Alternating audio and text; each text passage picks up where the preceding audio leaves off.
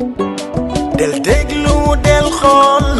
Feeling Dakar site bi lay jox information yu leer Feeling Dakar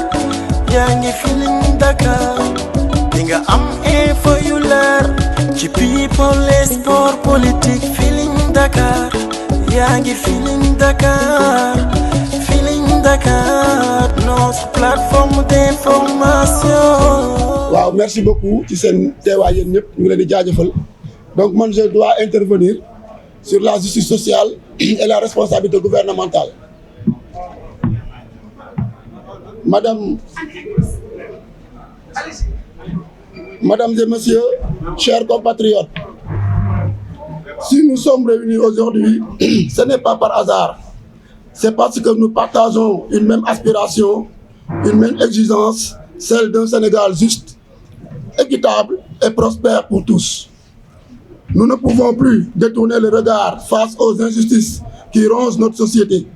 Nous ne pouvons plus accepter qu'un enfant naisse avec moins de chances de réussite, simplement parce qu'il est issu d'une famille démunie. Nous ne pouvons plus tolérer que des jeunes brillants et pleins d'ambition voient leurs rêves s'effondrer faute d'opportunités. Nous ne pouvons plus rester silencieux face à des citoyens privés de leurs droits fondamentaux, abandonnés à la précarité par un système qui devrait les protéger. La justice sociale n'est pas un luxe, c'est un impératif. Un État qui se veut fort et respecté doit être garant de l'équité. Il doit veiller à ce que chaque citoyen, sans distinction de statut ou d'origine, ait accès aux mêmes opportunités, aux mêmes droits, aux mêmes chances de s'épanouir. Or, aujourd'hui, nous voyons des écarts grandissants entre les classes sociales. Nous voyons des privilèges s'accumuler d'un côté, tandis que la majorité peine à satisfaire ses besoins les plus élémentaires. Cela ne peut plus durer. Le gouvernement a une responsabilité fondamentale dans la lutte contre ces inégalités. Il ne suffit pas de discours, il faut des actes. Le gouvernement a une responsabilité. Le gouvernement, une gouvernance transparente et redevable. Les ressources du pays doivent être générées avec rigueur et destinées à l'amélioration des conditions de vie de tous les Sénégalais et non d'une minorité privilégiée. Chaque centime retourné, c'est une école en moins, un hôpital sous-équipé, une route impraticable. Nous exigeons une reddition des comptes stricte et une lutte sans concession contre la corruption.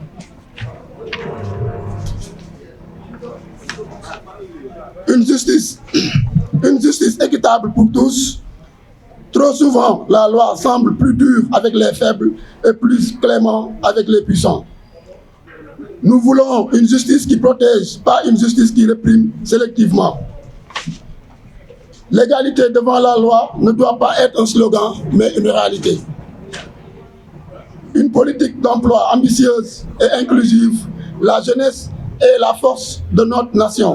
Mais comment parler de développement quand les milliers de jeunes sont sans emploi, quand des diplômés errent sans perspective, quand l'entrepreneuriat est étouffé par les lourdeurs administratives et un manque de soutien?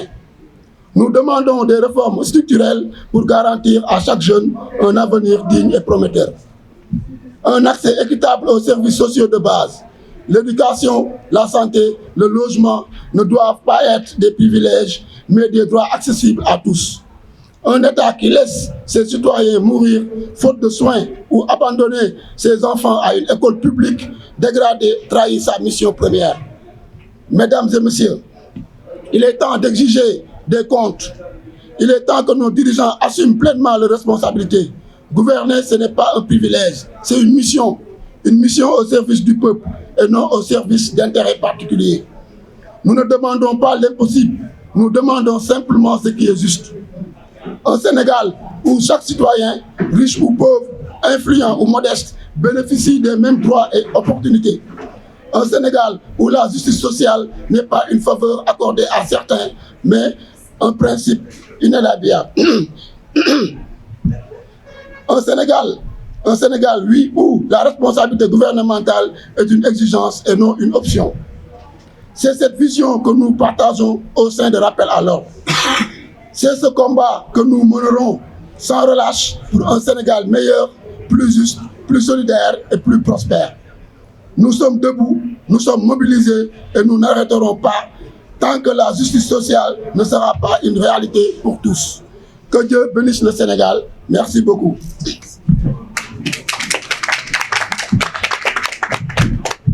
Là, c'était Hassan Cissé, membre du collectif de Rappel à l'ordre. Sans plus tarder, on va demander à Zapata, un rappeur international, qui est membre de Rappel à l'ordre, qui va nous parler des objectifs et des perspectives de l'action de Rappel à l'ordre. Zapata, vous avez la parole. waaw salaamaaleykum sunu mbokk yi ñu ngi leen di nuyu yéen ñëpp yéen journalistes yi di rafetlu seen taxawaay waaw di leen jox seen wàccuwaay bu baax a baax voilà tey bu ngeen gisee ñu daje fi ngir jotaay bi collectif bi nga xam ne moo rappelle-moi moo tax ñu daje fi tey waaw te rappelle-moi boo ko déggee maanaam rappel à l'ordre maa ngi ti autant pour moi rappel à l'ordre boo ko déggee maanaam mooy gàgganti waaw gàgganti ndax dafa mel ni tey ñi ñu jiite dañ leen a jox réew mi dañoo gàgg te yaakaar nañu képp ku gàgg ku ne mooy dañ la gàgganti dañoo gàgg maanaam mooy maanaam gàgg ci ay engagement ak ay promesses yoo xam ni dañ ko jëloon. voilà lu mel ni tey ne ñoom tey bu ñu toogee ci réew mi président tey wa foogoon ni moom day génn ci haute cour de justice du ci bokk réduction train de vie de l'État dañ koy kii abrogation amnistie loi d'amnistie dañ koy def tey mu mel ni tey lépp dafa nekk à leur disposition nekk seen loxo mais dafa mel ni tey ñoom xamuñu fuñ jëm wala dafa mel ni dañuy jéem a di naan naxasaale loolu lañ def loo tax tey ñu bëgg leen a rappeler à l'ordre par rapport ak lu ñu waxoon ndax ay engagement la ndax tey lépp toutes les dispositions sont à leur main ñoom ils sont à disposition de tout lépp ñu ngi téye seen loxo ndax lu ci bëree bëri bu ñu koy def tey simple décret la décret du lenn lu dul benn simple signature moo la koy jox wala bu nekk benn loi boo xam ne dañ koy voter assemblée te yàlla def na tey ñoom ñoo yor exécutif tey décret loo xam ne président da koy jël ñu dindi ko wala yàlla defaat tamit ñoom ñu yor majorité à l'Assemblée nationale kon tey lu ñu bëggoon def tey mën nañ ko jàllale assemblée wax ñoom seen majorité ñu voté ko mais dafa mel ni tey dafa mel ni dañoo tànqam lu loolu waaw ba pare Sénégal nekk dëkk boo xam ni 3 ans yi ñu weesu dañ ciy dund loo xam ni mara day taali ñaanatuñ ko yàlla dundal voilà dañ ci dund tartar bu métti ci champ politique boo xam après dafa mujj répercuté ci lépp ci vie sociale vie économique vie lépp mu répercuté mu nekk tey loo xam ne tey dañ ci taxaw temb surtout loolu moo ñu gën a tax a jóg ñu taxaw ci temb pour li fi amoon bañ fi amaat mais pour mu bañ fi amaat tamit dañu war a xam tamit li fi amoon lan moo tax mu am ak yi fi amoon ñan ñoo ko sabab ak ñan ñoo ko doon jëf waaw moo tax tey loi boobu ñuy wax ne l'abrogation de la loi d'amnistie am ay xawma lan abrogation partielle affaire yooyu loolu moo tax tey dañ taxaw ñu ne déedéet ñu ne ñett loolu duñ ko nangu dañoo bëgg lépp leer waaw ñu xam kan mooy kan moo def lan ak kan moo waaw ku nekk ak xale yi kan moo leen yónni ak kan ndax tey boo xoolee yi fi dafa doy waar daal lu mel ni tey xoolal ñaari xale ñu rayoon ci bus Tata bi tey ba tey ñu bëgg lépp ñu jël ko naax saay mu suul ko nii mu seey loolu tax rappel à moi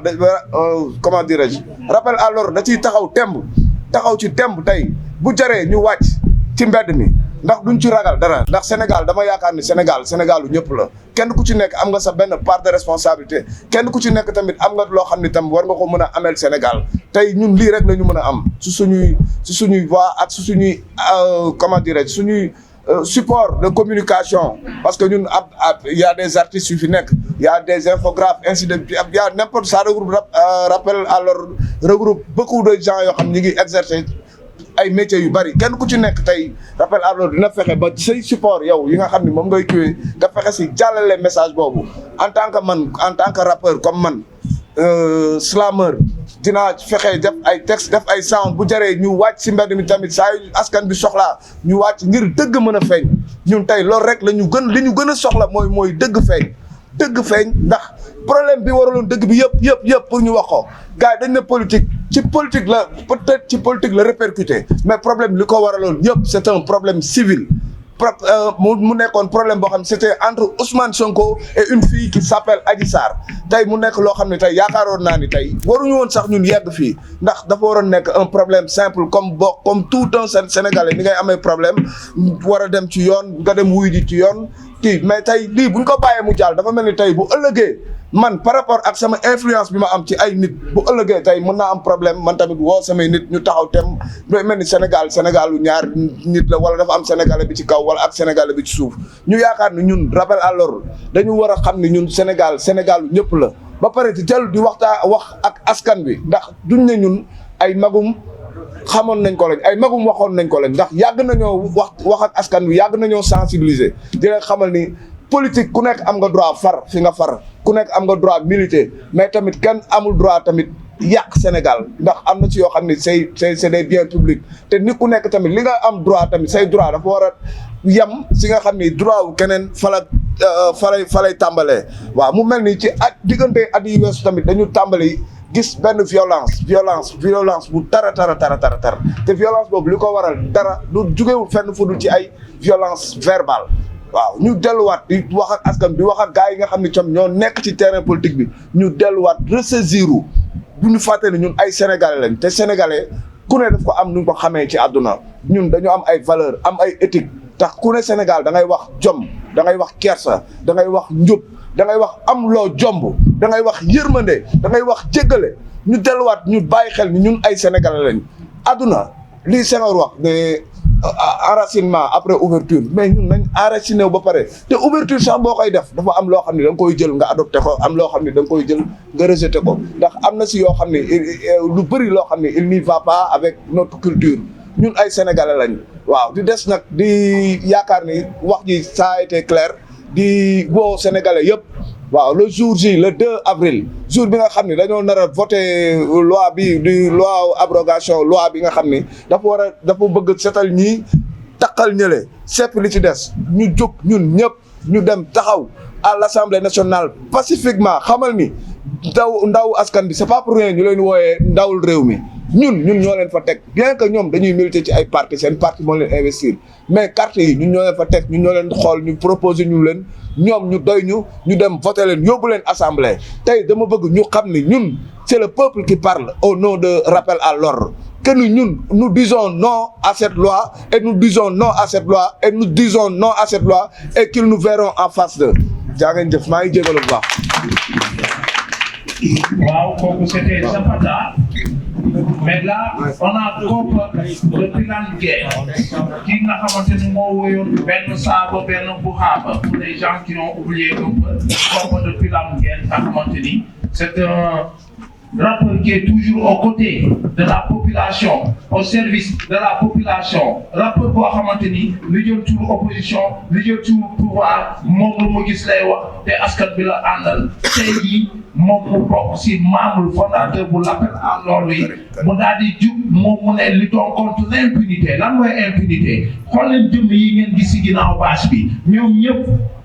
ci coolu rëy li fi jàlloon ñoom ñëpp faatu nen seen parents yi ñàkk nen donc tey jii nii mu nekk membre nekk un rappeur international de renommée internationale bu ko nekkoon mu tukki wala mu dem defi leneen wala mu nekk ci leneen ndax yàlla may na ko mais tey jii nee na day toog lutter contre l'appel à l'ordre lutter contre l'impunité on donne la parole sans plus tarder à Birame Gueye benn saaba benn buxaaba. salaamaaleykum Sénégal salaamaaleykum journalistes yi fi daje yëpp ñoo ngi leen di sant di leen gërëm di baalu àq ñëpp ci koor gi di rendre hommage sunu naataangoo yi nga xamante ne tey ñoo waral conférence de presse bi muy 80 et quelques morts yi ma ñëwaat tuuti ci ginnaaw pour que ñu xam lan moo waral kuréelu rappel à l'ordre parce que mars daaw ñun dañoo génnoon ñu defoon benn collectif tuddee ko jàmmi Sénégal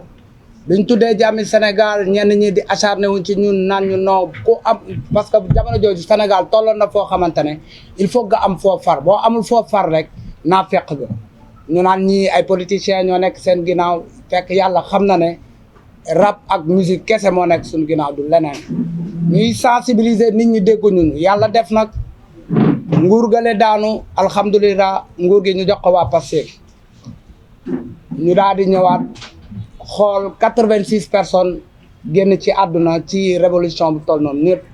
jël suñuy propre initiative daal di ne comme dañ doon sensibiliser xale yi pour ñu bañ a génn ñu bañ a taal ñoom giseewuñu ko woon noonu peut-être bu ñu déggoon ñun suñuy message rappel à l'ordre kon tey déegi dana wàññeeku mais malheureusement suñu message jàlluloon ñu ne kon donc duñu arrêté foofu kon donc dañuy continuer di sensibiliser ñan sensibiliser ndaw yi nga xamante ne ñoo ngi ñëwaat pour que ñu am culture Sénégal bu njëkk ba pas Sénégal bi toj pas Sénégal bi taal pas Sénégal bi yàq ak suñuy maigre moyen ñu commencé dugg di dem ci di jël portrait victime yi di ko immortaliser ci goxaat yi d'ailleurs dem nañ fi ba Bignona immortaliser fa 5 personnes de passage maa ngi nuyu waa Bignona ak famille Bounama Sagna bi nga xamante ne bal da koo dal mu génn àdduna ci à l'âge de 14 ans bi ñu demee rencontrer famille yi ñu gis ne famille yi li leen gën a naqari du recevoir xaalis mais li leen gën a naqari mooy ñu rendre justice seen doom yi nga xamante ne génn nañ àdduna bi ñu commencé def loolu ci biir réseaux sociaux yi ñu gis au camp du pouvoir ay nit yuy génn naan dañ ñu doon fay ñuy taal ay tunkara naan ay fausse information dañu defaroon ay vidéo trafic ñun loolu yëpp intéressé wuñ ñun li ñu intéressé mooy dañu bëgg a xam lan moo xewoon li passé te justice bu ñuy abroger loi bi ñu abroger ko mu équitable moo xam côté pouvoir moo xam côté opposition rax ci dolli ñu bëggaat tamit delloo askan wi ci seen sago ci envers les victimes militaires muy gendarme yi muy policiers yi gàcce ngaalaama ñooñu ndax bu duloon ñooñu tey Sénégal mënoon na fay gën a ñaaw te boo waxee ñoo ngi daan noo dóor nañ kii bal gendarme bee ko dóor bal bëgg leen diaboliser te yàlla xam na ne ñoom ñoo gënoon a sonn ci mbir yi am na ci ñoo xamante ne gaañu nañ ci am na ci ñoo xamante ne lekkuñu naanuñu pour sauver Sénégal kon donc ñooñu waruñu leen marginaliser ci combat bi di ñaan nag suñu autorités yi comme ñoom la yàlla jox législatif ak exécutif que ñu bàyyi tâtonner bi tâtonner bi mooy dafa am yu ñu digoon te yi ñu digoon lañ leen di ñaan ngir yàlla ak war a suuli ñu appliquer ko balaa dëkk bee yëngu ndax lii moo yëngaloon nguuru Macky Sall bëgg ay marche ñu interdit ko nit ñi forcé génn ay bal tàkk te ñoom gis nañ ne commencé nañ koo def. Ensuite rappel à l'ordre moo ngi intervenir bépp acteur politique bépp activiste boo xamante ne da ngay sensibiliser nit ñi pour que ñu génn di xeex wala di yàq ñun dañuy taxaw temb contre loolu pour que kenn bañati jëlati xale yi di leen génne ñuy am ay tolof-tolof te après du am suite ma leen di sant di leen gërëm ci seen teewaay di dalal sunu mbokk bi sunu xarit sunu mbokk Abdou Karim Gueye nga xamante ne moom témoin la woon ci événement yooyu je pense que ne moom lim ci xam sax ñun liñ ci xam lu néew la ñu dalal ko mu joxe ay kàddu jërëjëf.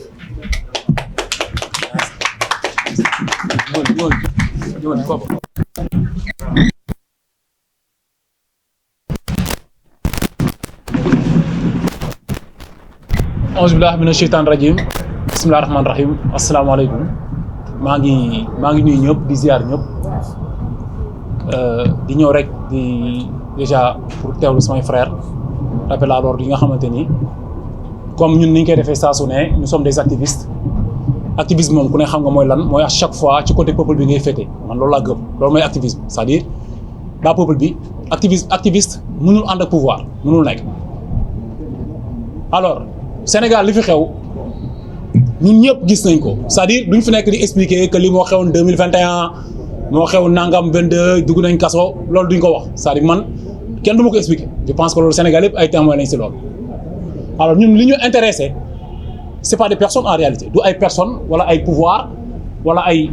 indemniser wala ay régler yenn problème ñun li ñu intéressé dëggantaan mooy en réalité fan la régime mu Pastef jëm ak sénégalais yi ci justice ak ci amnistie bi ñu doon xaar ci ñoom ànd ak ñoom ñu taxaw Macky Sall teg ko ak ñoom bi ñu ko tegee ñu ne ñoom dañ ko fiy jëlee c'est-à-dire dañuy waxoon dañuy abroger loi bi ñun ñu doon xaar loolu quoi ñun loolu lañ doon wax ni fan la Pastef jëm ak ñun ci loolu ak qu'est-ce qui s'est passé parce que ñun ce qui nous intéresse en réalité mooy pour que les Sénégalais se posent la question lan moo xew ba waa Pastef ñi taxawoon démb ne dañu war a abroger loi bi tey ñu bëgg a taxawee contraire bi c'est-à-dire ñun c'est ça notre problème au fait en réalité donc ñun on fait que poser des questions pour susciter le débat en réalité pour mu nekk si lan moo xew ñii lan la ñuy nëbb ak ñii lan lañ fi def ba tax ñoom ñi nga xam ne ñoom la ñi xeex ba daanu ci bàmmeel yi seen doom yi dee ñu tëdd si bàmmeel yi ku ci mel ni Cheikh Wade ku ci mel ni bu Cissé du jeex te ba léegi ñu amuñu leen neex ñu bëgg déjà def ay subvention xam nga indemniser leen te bi leen indemniser aussi justice defu ci loxoom defu ci wàllam justice waxul dara utiliser wuñu justice utiliser wuñu dara doxal ko seen doxalin bopp séddoo fi xaalis def fi lu nekk te ñun yëguñu ko ñu xëy ne léegi maanaam loi d'amnistie bi dañ koy abroger mais abrogation partielle lay nekk maanaam xaaj ak dañ koy xaaj ak dañuy dagg genn wàll ak yooyu léegi ñun li ñu bëgg pour Sénégalais yi bàyyi ko xel mooy lan moo war qu'est-ce qui se passe lan moo xew ñii lan la ñuy nëbb lan moo fi xew parce que man par exemple su fekkee ni loi bi dafa nekk loi boo xamante ni ñun dañ si àndoon ne jarul xuloo jarul werante nañ toog ñu waxtaan bu ñu paree bu fi pouvoir bi fi nekkoon jugee après ñoom bu ñu ñëwee ba am majorité assemblée nationale nañ abroger loi bi après ñu jublu si loolu léegi nag ñun annulation de la loi la ñuy wax nañ annuler sax loi bi au fait ku nekk ñu xam mooy kan ku nekk lan la def ku nekk ñu teg ko si point parce que ñun ñëpp la woon ñun ñëpp nekkoon ci mbedd bi di xeex te bi ñuy jug di xeex dañu doon jug pour sauver Sénégal dañu doon jug pour dimbali Sénégal taxali ko ci liñ gëmoon ni lii baaxul ci moom ndekete ñun dañuy dindi ay neefare xar indi ay neefare nit parce que li fi nekk moo gën a bon li fi nekkoon loolu kenn nëbbu ko kenn bañu ko li fi nekk actuellement ak Pastef moo gën a bon moo gën a sikk moo gën a bon li fi nekkoon ñoom li olof naan damuñu cëng dikk ñu may naan ñoom déjà li gën a doy waar mooy ñoom du ñu ay anti système du ñu ay révolutionnaire du ñu ay système ñii ay lan lañ ñii ay lan lañ c'est-à-dire bi ñu jotee pouvoir ba léegi amul benn voyage boo xam ni ñoom ñëw nañu wax lu concret amul benn projet boo xam teg nañ ko lu concret yëpp ay taqale rek la ak ay inauguré li Macky Sall def fii xanaa c'est-à-dire li ñaan état continu la on accepte mais man damaa gëmoon ni Sénégal du amaat président dama gëmoon ni Macky Sall baaxul loolu dama ko gëmoon man loolu laa gëmoon man mais ku ma waxoon nañ dem ba Pastef taxaw nekk ay manipulateur bëgg ci sax bëgg nekk éternel opposant au pouvoir nekk ay ñoo xam duñu wax léegi dañuy bañ ko wax baatu fen léegi waxatu dëgg la ñuy wax léegi Sonko du waxatu dëgg ñu bëgg ñu imposer nag benn dictature boo xam ñëpp gis nañ ko quoi bu ñu demee ba waa Pastef di bañ saaga waa Pastef nga xam dañuy xëy di saaga dem leen saaga ci internet bi ñuy saaga nit ñi du matin midi maanaam guddi ak bëccëg ñu ngi saaga nit ñi léegi ñoom dañuy bañ saaga léegi baatu fen la ñuy bañ léegi dañuy pousse fen ne Sonko du waxkatu dëgg day paccal forox léegi utiliser leen baatu paccal forox comme dañuy bañ fañ léegi nañu wax Sonko paccalkatu forox la léegi maintenant comme dañuy paccal forox te ñoom amuñ ci kersa xam nga maa tey di paccal forox bi moo doy waar quoi au fait yow li ngay wax du dëgg yaa ngi paccal forox ñi ngay waxal nga jàkkaarloo ñu xam nañu yow da ngay paccal forox yow xam nga ni yow ñi ngay waxal xam nañu da ngay paccal forox nga continuer di paccal forox lii du feebar mais lii c'est une maladie lii c'est une maladie léegi dénk nañ Sénégal teg ko ci loxo yoo xam ne mënuñu ko yor loolu leer na ñëpp nit loo gàtt xel xam ne Ousmane Sonko ak Pastef mënuñu yor Sénégal mënuñu ko yor léegi ndax ñun suñu frère yi ñu waxoon ñun taxaw ci mbedd bi di manifester di def ay conférence de presse di def ay live suñu kër yi di xeex di wax ba xale yi di gën di dee suñu yaay di leen bàyyi ay borom kër man seen doom yi génn leen ngeen xeex libéré Sénégal ndekete ñun lii la ñuy jox Sénégal ndekete ñun fii lañ jëmee Sénégal maintenant jot na nag ñu wax ak ñoom ne leen loi d'amnistie bi ñun bañu si dara maanaam dañ koy annuler sax nag man li tax ñu jóg képp ku woote ci taxaw ci luy tax justice am justice bi équitable ñu respecter justice sénégalaise bi teg ko fi ñu ko waroon teg ñu fexe ba sénégalais yi bu ne ñëpp nag laa la wax bépp doomu Sénégal ak koo xam ne da nga nekkoon benn parti politique ak fu mu nekk nga moom sa bopp gis sa bopp ci dëkk bi loolu ñun mooy suñu devoir mooy suñu rôle parce que xeexuñu woon pour am sénégalais bu ñuy beddi gis nañ ci ñoom nag méchanceté boo xamante ne nii wax naa ko keroog ne lac de guerre parce que bu ñu ko mënoon téye boo wax Pastef rek di ci naan sax dañ koy def ndax seen méchanceté mais alhamdulilah ba yàlla moo yor jaam yëpp quoi maintenant li ma doon wax sama gàcce gi moom waxatuñ ko mais en réalité fi may dellu si waat rek juste ma daanelee ko wax ji mooy le 2 incha allahu rabbi bu fekkee ni le 2 à l'Assemblée nationale fa la ñu war a voter loi wu ne dañuy def loi abrogation loi partielle bi yooyu li peuple Sénégal bi bëgg ñëpp xam nañ ko mooy ñu annuler loi bi abrogation totale waxuñ sa waxi abrogation annulation de la loi lañ bëgg loolu nag ñun dañuy woo bépp Sénégal le Sénégal droit de manifester maanaam droit constitutionnel la le 2 incha allah ñi ngi woo Sénégal yëpp buntu assemblée nationale du waa Pastef ñoo ñuy tere manifester non non non non non ku nekk mën nga tere manifester ba mu des Ousmane Sonko le grand patriote flotteur duñ ko accepter. maintenant lu ñu gëm mooy képp koo xam ni jeune nga gëm Sénégal moo xam foo mën a bokk moo xam société civile moo xam parti politique mais waa Pastef ñoom sax ñu leen di woo ñu taxaw buntu assemblée nationale ñi gëm ni Cheikh Wade ak keneen ñi deewuñu pour mu nul xam nga ñi gëm ni deewuñu pour mu nul en réalité ah som rek ma yeegal c'est-à-dire ñi gëm ni pare naa ñi gëm ni deewuñu pour mu nul c'est-à-dire kenn deewul pour mu nul ñun xeexuñu woon pour ñu sacrifier suñu àdduna pour jël ay Ousmane Sonko ay Bassirou Diomaye Faye ay ñoom Amadou Ba ay je sais pas ki jox leen pouvoir bi ñuy naatagu lax di lekk ay comment dirais-je fonds politique ay 50 millions ba pare jël nit ku dee nga jox ko 10 millions loolu dafa ñaaw loolu c'est lâche loolu trahison la loolu dafa ñaaw te yow xeexoo dara boo génnee sax ne da ngay xeexi juróom benn fukki junni ponk la lay wër kenn du la jege sa biir 4x4 ngay nekk soo say noa fi loo génn oto bi ngelaw du la sax ëpp doomu jaamari di dee ci mbedd bi après tu viens yow amoo gàccee jàkkaarloo seen waajur yi ne da ngay abroger loi bi partiellement doo def lu leer doo def transparence ci ñi ñuy tëdd si bàmmeel duñ ko nangu donc le 2 ñu ngi woo tous les Sénégalais di jégalu ñëpp nag danañ wax ni li ñu tax a jóg mooy rappel à l'ordre ñu ànd Tu as 2 minutes, 2 petites minutes. Arcatir, on rappelle international à 2 minutes s'il vous plaît. Arcatir, vous avez 2 petites minutes s'il vous plaît. Après c'est question-réponse pour les journalistes. Question-réponse. Arcatir pour 2 minutes. Merci beaucoup au grand Karim. Bégee gars yi ñu ngi nuyuwaat ñëpp di sant ñëpp di leen jox seen wàccuwaay mooy comme li fi ñëpp wax rek réew mi dafa am fu mu jógee am tey fu mu nekk ñëpp gis ni réew mi dafa taxaw mais ñun tey rappel à l'ordre dafay rappeler rek que ni dafa amoon benn nit bu jugoon taxaw ne gars yi dañ génn ñu xeex jël par exemple population bi hypnotiser leen radicaliser leen ci benn discours boo xamante ni ay nit jóg di rayante ba mu am ñu ñàkk seen bakkan man combat boobu gëw ma ko woon mosuma kaa gëm parce que damaa jàppoon ni nekkul xeexu sénégalais yi xeexu benn nit la mu ñëw mbubboo sénégalais yi ba am ñu ci ñàkk seen bakkan léegi nag li ñuy laaj mooy dafa amoon benn première vague boo am ñu am 14 morts Ousmane Sonko ci boppam moo génn ne ñu la deuxième vague sera beaucoup plus dévastatrice te noonu mu ko waxee noonu la amee man nag li may laaj Sonko mooy moom ba muy wax loolu xanaa daa yëgoon ni deuxième vague bi ci la dee yi di ëpp ba tax mu génn wax loolu beneen bi ma koy laaj moo ne dee yi lu mu gën a bëri pression bi gën a nekk ci kaw Macky Sall kon kan moo ci doon am avantage bu booy yi deewee liñ koy laajaat tamit xëy na gars yi dañ ko fàtte te Zapata mu ngi ko doon wax sànq am na loo xam ne bokkul ci sunu culture muy mbirum góor jigéen ñoom am loi d'amnistie la ñuy wax tey mais dañ ci waroon boole mbirum góor jigéen fan lañ ci toll dañ koy criminaliser ba léegi man nag fi may waxat mooy sénégalais yi nekk leen ay nit parce que tamit nit mën na di la nax ba nga naf ci moom di rayante ci moom mais à un moment da ngay def sa bopp nit gars yi dañoo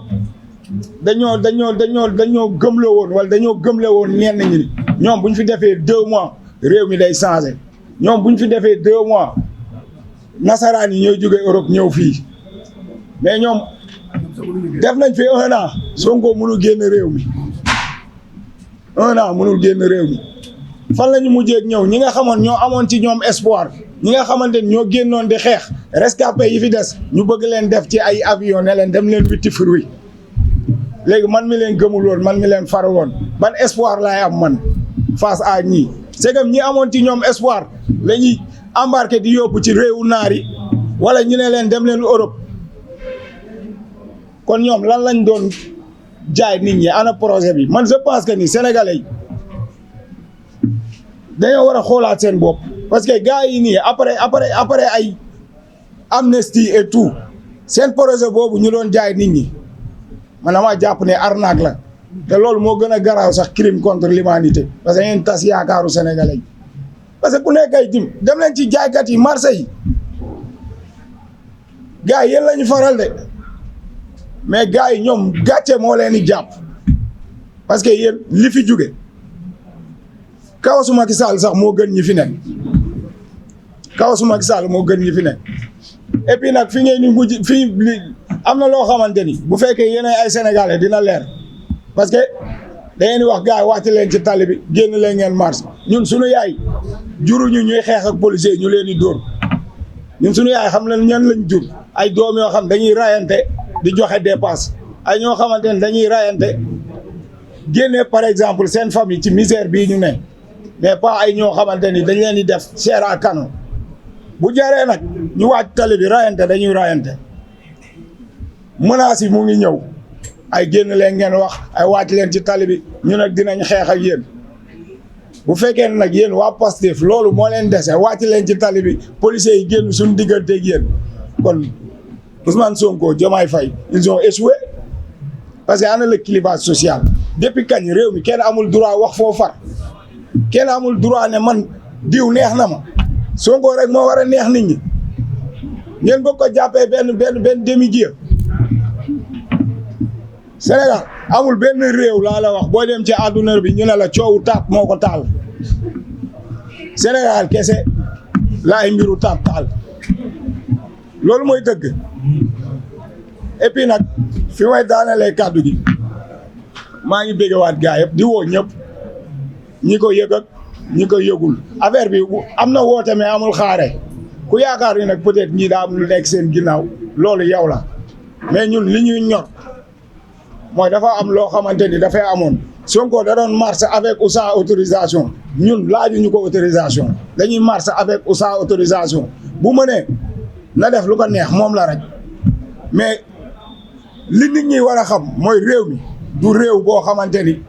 da nga koy doon ci say waajur wala da nga koy doon ci say maam. Sénégalu ñëpp la te lu ne ñëpp nag lu ne kenn waaw noonu la demee. Merci beaucoup, mais on a une surprise. Il y a Djibril Diaw, l'un des membres représentants de Baba Kandi, l'artiste international qui est tombé dans le champ. Wow. On appelle Djibril Diaw, s'il vous plaît, l'un des représentants de la famille de Baba Kandi. Baba Kana. Baba Kana, c'est pas Baba Kana. Baba Kana, c'est ouais. un rappeur tombé lors des manifestations. Un rappeur tombé lors des manifestations. Il y a Djibril Diaw, son représentant qui est là.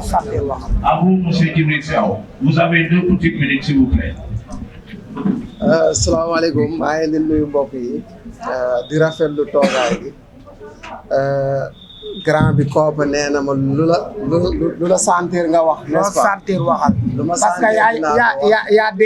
deele yaa ñàkk. waaw loo yëg waxal. man nag pël bu déggul olof carrément là da ngeen may jégal peut-être que je pourrais m'exprimer en français. C'est mieux, c'est mieux. Et après peut-être s'il y a une question je pourrais revenir un peu sur le wolof. Ok. Je pense quand on m'a appelé pour me convier à cette conférence de presse j'étais à Matam laa nekkoon démb laa ñibbisi et ce qui s'est passé mooy je ne suis pas à 100% d'accord avec tout ce qui s'est dit ici. Je vais être très clair parce que je ne vois pas le mouvement Rappel à l'ordre comme un mouvement anti-Pastef aussi. Non, on n'est pas anti-Pastef. Mais quand même, dans les prises de parole, on sent nettement qu'il y a une certaine, vraiment, voilà. C'est la démocratie ici. Non, c'est ce que je dis. Moi, je vais dire ce que je pense. Ça peut ne pas plaire aussi. Ok, c'est bon. Que ça soit les membres de Rappel à l'ordre ou bien aux personnes qui nous regardent. Ok. Je dis ce que je pense parce que je ne fais pas partie du mouvement. C'est important. Alors moi, je suis ami et porte-parole de la famille de Baba Kana, l'artiste décédé le 23 juin 2023 au HLM Niary Tally. Alors depuis qu'il est décédé, ma première interrogation a été, quand on m'a convié pour cette conférence de presse en tout cas, où étaient les membres de ce mouvement? Quand nous, sa famille, ses proches, ses amis, on était sur le terrain en train de rechercher un corps sans vie. Parce que je me rappelle très bien, j'ai pris ce téléphone-là. j'ai appelé des membres ou bien des rappeurs, des artistes rappeurs qui osaient prendre la parole. Ils n'ont pas osé répondre ou bien ils n'ont pas osé faire le déplacement. Ils ne sont pas venus nous accompagner quand un artiste, un des leurs, était tombé sur le champ de bataille et que tous se sont repliés. J'ai entendu un jour chat de Kergui dire « Ouais, parce qu'un des artistes est tombé sur le front entre... » Mais pardon, vous allez m'excuser du terme, what the fuck. Chat, je l'ai appelé au téléphone. Très bien. Je l'ai appelé au téléphone. Je vais dire les termes. Ça peut ne pas plaire aux gens. Je l'ai appelé au téléphone pour lui dire grand, dañ la soxla parce qu'on recherche quelqu'un koo xam ne dafa sori si ñun. Et puis c'est quelqu'un qui a manifesté du temps de Y'en a marre, qui a été arrêté avec Malal Tall l'a rappelé un jour à la télé, qui a été arrêté avec beaucoup de gens de Y'en a marre. Et pourtant, tous reconnaissent que c'est un gars poli, c'est un gars discipliné, c'est un gars qui a été là pour ses grands frères. Mais quand je l'ai appelé, je l'ai eu au téléphone, il s'est terré chez lui, il s'est caché, il ne s'est même pas montré. Jusqu'à ce que nous, on ait retrouvé notre ami, qu'on ait fait l'autopsie, et que cette autopsie révèle qu'il a été tué par balle. On l'a enterré à Boyinadji, dans la région de Matam, dans la commune de Nabaye. D'accord. Ce qui s'est passé après, c'est quoi? Maintenant, pour une récupération soit politique ou bien des rappeurs en perte de vitesse se sont permis d'aller sur des plateaux télé ou bien sur des émissions radio parler au nom de cet artiste-là. Mais non, c'est pas possible. C'est pas possible. Parce que quand on parle de mouvement ou bien quand on parle de mouvement hip-hop ou autre, ça sert à cela. Quand un artiste, un des leurs tombe, vous devrez être à son chevet. Mais on n'a vu personne. Je pourrais citer des noms, je ne vais pas le faire parce qu'ils ne sont pas ici. Ces gens-là ne sont pas ici. Mais on n'a pas vu ces compères artistes faire le travail qu'ils devaient faire en ce moment-là. Et ça, je m'en désole. Et si aujourd'hui, par exemple, je vois certaines déclarations faites, dire peut-être que oui, les forces de l'ordre, on ne doit pas non seulement les négliger ou bien on ne doit pas aussi les jeter dans la gueule du loup. Je suis désolé, je ne suis pas d'accord avec cela.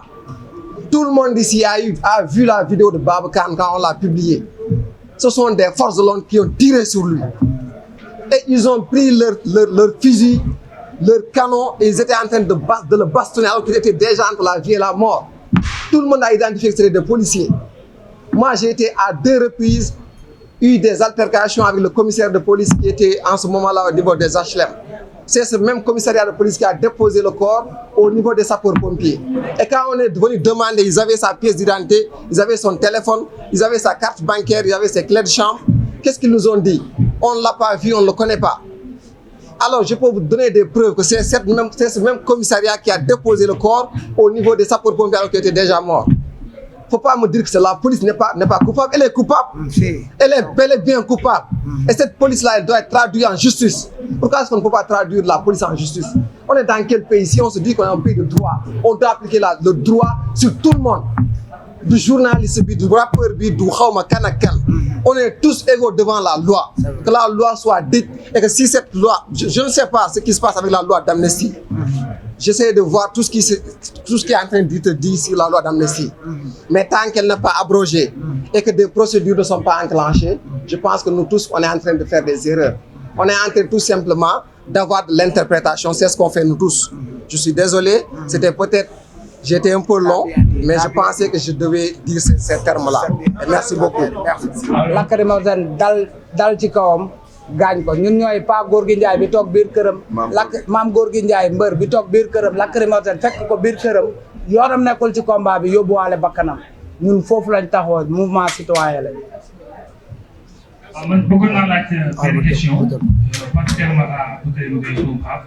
ñu laaj ko ko nan la gisee 1 an yi nga xamante ne régime passé. après et puis li nga xamante ni moom mooy partie d'arrestation yi nga xam ne ñu ngi koy gis foofu léegi moom mën nañu soxla daanaka foofu xam naa bu baax a baax mais li ma bëgg a wax mooy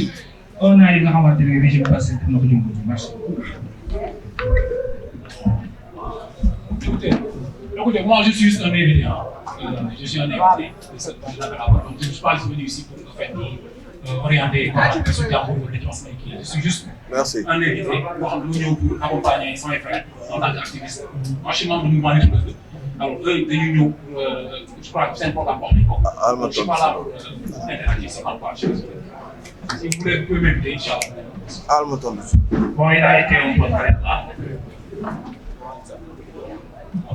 waaw bu baax par rapport ak 1 an yi parce que tey je pense que tey le Pastef tey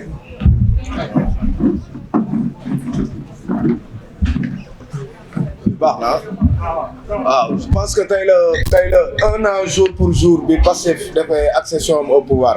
voilà mais ñun bu ñu def bilan boo xam ne c'est un bilan matériel du côté infrastructure côté économique ak dara loolu ñoom duñ leen ci xaar sax parce que ñun en tant que nit ñu en tant que des citoyens conscients xam nañu ci benn at kenn mënu ci réaliser dara alors que nag mais n'empêche que ñun fàttewuñu ne ñoom li ñu waxoon dañ ne waxuma la at waaye ñaari weer rek buñ ko defee ñeneen ñi yeneen askan yeeg tubaab yeeg yooyu ñooy daw si ñëw Sénégal kon tey ñoom li ñu naan la réalité du pouvoir dab na leen quoi waaw mais du côté bilan immatériel bi ñu leen doon wax mooy sànq li may wax ne ñoom dafa am yoo xam ne dañ ko diggee woon ak Sénégalais yi mooy génnum président ci haute cour de justice mooy réduction du train de vie de l'État mooy yi nga xam ni mooy dellowaat ay voter la loi contre pour la criminalisation de l'homosexualité pour l'abrogation de la loi d'amnistie yooyu yëpp tey dafa mel ni dañ ko tànqamlu kon tey bu ñu leen di jàppale ci bu ñu leen di wax ñoom seen bilan immatériel pour ñun ñoom ils ont zéro note zéro liñ leen doon ñoom liñ ñu waxoon yëpp gisuñu ko def ñu fi lu dul ay futilité ay lan lañ fi inauguré gum boobu ba léegi benn monument xaw ma Lat Dior xaw ma à Thiès mais ñii te tamit ma leen di interpeller Diomaye ak Sonko parce que tamit man maa munoon damaa fogoon ni mën naa jox ngeen ma manuma delloowaat lengay loolu dara neew ci nañu am ngor am franchise loolu c'est la franchise loolu c'est une grandeur nga taxaw ne gars yi manuma quoi moo gën kii taxaw naa ñu ay matt mi dafa tooy kon ñii taalaguñu sax liñ naan bu cin bi naree neex bu baxee xeeñ ñii taalaguñu ndax matt bu tooy sax ñii taalaguñu quoi franchement kon bilan bi moom zéro arme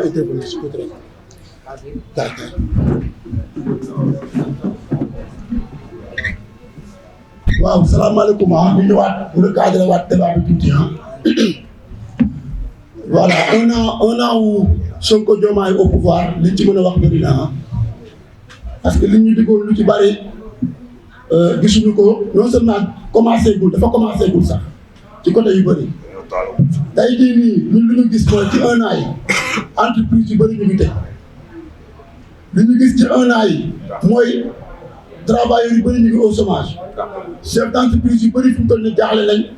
ñu daan fay salaire à partir du 1er ba le 5 léegi dañuy dem ba le 20 duñu mën a fay seen salaire les bailleurs de fonds les investisseurs ils ne sont pas rassurés premier ministre bi mu génnee ne le pays est en ruine fu amul dara homme d'affaires du fa def alalam te dama bëgg le président Bassirou Diomaye ak Ousmane le premier ministre Ousmane Sonko ñu bàyyi xel bu baax suñuy champion mooy suñuy investisseur mooy suñuy chef d'entreprise ñooñu ay jàmbaar lañu te ñooñu ñoo téye Sénégal mu ngi leen di néewal doole ñi nga xam ne bokkut ak ñoom gis-gis te man bëgguma loolu man li ma bëgg mooy mu yemale Sénégalais yëpp mu respecté liggéeykat yi respecté ñi nga xam ne ñoom ñoo jël liggéeykat yi Sénégal nag réew la moo xam ne képp ku ñëw rek boo ñëw di nga wax loo xam ne ñëpp dañ lay bàyyi xel waaye bés boo toogee def leneen loolu moo waral sax rappel à l'ordre du juddu parce que li woon dafa war a won ni politique ci boppam moo war a xew bi jamono bi li ñu soxla mooy une justice sociale li ñu soxla mooy Sénégalais yëpp dem liggéey ku ci nekk nga jàpp ci dara ñi jàng ba pare yor seen diplôme toog bari nañ état na ci dugg am ci taxawaay bu dëgër fexe xale yi dem liggéey boo duggee ci àllu Casamance bi c'est des millions d'hectares cultivables nañu dem wuti xaalis téye xale yi foofu ñu liggéey population bu jàmbaare leen ay jeunes yu jàmbaare leen mais dañoo jaaxle ñoom ñoo ëpp nit ñi ci ñu dem ci immigration clandestine boo demee tey boo xoolee tey secteurs yi nga xam ne sax immigration clandestine fa la ëpp doole mooy ñi nga xam ne dañoo favorable trop ci wàllu bay ñi nga xam ne dëkk yi nga xam ne bay dafa dëgër boo loo bay mu delloo la ko boo demee dëkk yooyu tey jeunes yëpp dem nañ ay maire ak paa rek nga fay fekk lu tax parce que politique bi pour jeunes yi toog mën a liggéey kenn amu ci kenn si ñoom boo xam ne réussir na ko donc ñu ngi exiger à ce que Sonko ak président Diomaye Faye ak son premier ministre Ousmane Sonko ñu taxawu ndaw ñi ci côté boobu ñu ngi interpeller aussi suñu homme politique yëpp pouvoir comme opposition ñu bàyyi di jël suñuy doom suñuy jarbaat suñuy rakk di leen dajale di leen dóor ci kaw ay policiers di leen dóor ci kaw ay gendarme ba muy am ay morts ak ay blessés 86 morts yi doy na sëkk bëggatuñu benn doomu Sénégal dee ndax politique te li ñu ci jot a dee tamit bëgg nañu mu leer nañ loi d'amnistie partielle boobu ñu wax ñun bëgguñu lool ñun dañoo bëgg ñu dindi lépp ñu tëggaat ko ñu xam kan moo def ku deful ñu bàyyi ko mu dem ku def ñu dugal ko ci biir parce que li juróomi at yi Sénégal passé Covid ñëw na fi tension politique ñëw fi entreprise yu bëri fa lañ jaar mënatuñu nooyi liggéeykat yu bëri fa lañ fàtte seen liggéey donc jamono bi li ñu gën a soxla mooy une cohésion sociale président Ousmane Sonko ak Diomaye li ñu soxla mooy maanaam li ñu naan union sacrée loolu la ñu soxla mais pas division actuellement le peuple est divisé le peuple est divisé il y a un état pacifié ak les Sénégalais taxaw jàkkaarloo fas yéene rayante loolu moo tax rappel à l'ordre du juddu parce que loolu warul am Sénégal ñun ñoo bokk ndey ñoo bokk baay mën nañoo wute gis-gis waaye amuñu droit ñu rayante waruñoo rayante waruñoo tuurante deret pourquoi bu ñu nekkee fii ñuy rayante bu ñu dajee bitim réew ñuy bëgg a lekkante donc loolu dañ ko war a dund fii d'abord